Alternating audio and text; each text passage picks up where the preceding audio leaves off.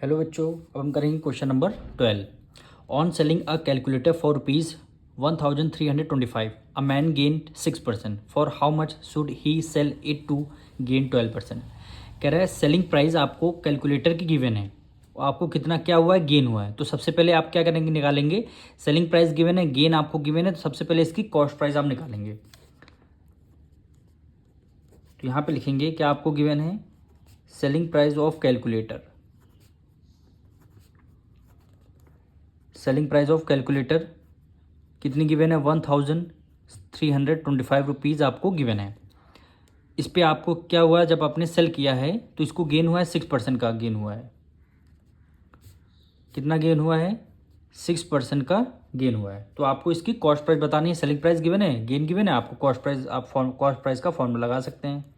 Cost price का formula क्या होता है गेन के केस में, 100/100 प्लस है तो गेन है प्लस गेन परसेंटेज, और कॉस्ट प्राइस निकालें तो सेलिंग प्राइस से क्या कर देंगे, मल्टीप्लाई कर देंगे। और वैल्यू आपको पुट करनी है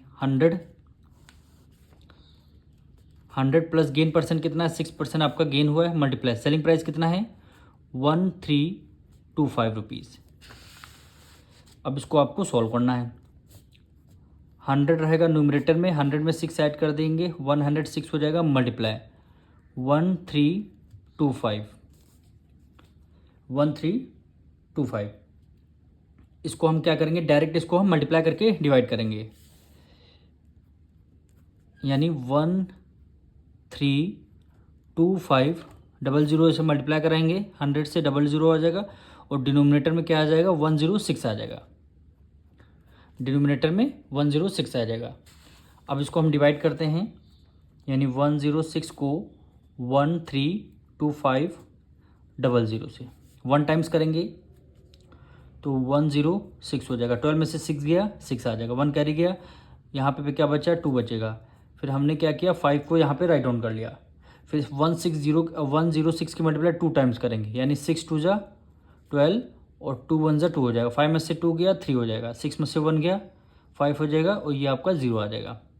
फिर हमने क्या किया, एक जीरो को हमने राइट डाउन कर लिया, एक ही जीरो को अभी किया है write down.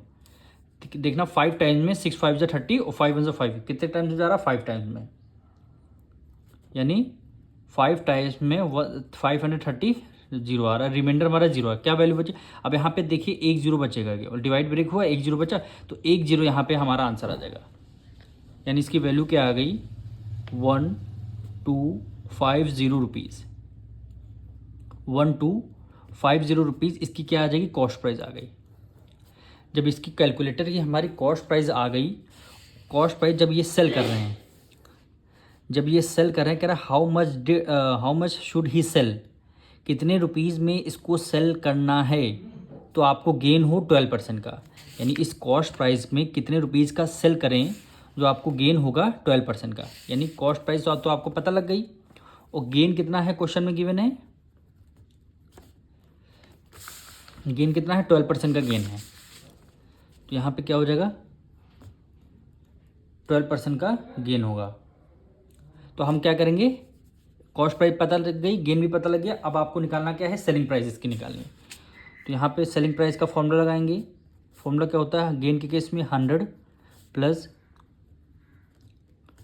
Gain percentage divided by क्या हो जाएगा, 100 हो जाएगा, मल्टीप्लाई सेलिंग प्राइस है तो कॉस्ट प्राइस से मल्टीप्लाई कर देंगे, यानी 100 गेन परसेंट कितना होगा, 12% आपका गेन हुआ है, divided by 100 multiply cost price क्या है, जो अभी हमने निकाली है वो वाली कॉस्ट प्राइस आपको लेनी है, यानी 1250